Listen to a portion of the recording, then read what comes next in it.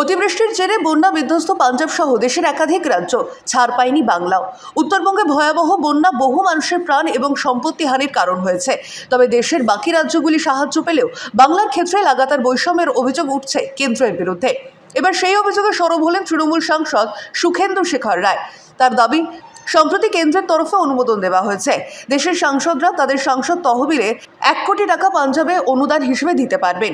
এই ঘটনায় স্বাভাবিকভাবে প্রশ্ন উঠছে, পাঞ্জাবের তহবিলের অর্থ ব্যয়ের ছাড় থাকলেও বাংলায় নয় কেন?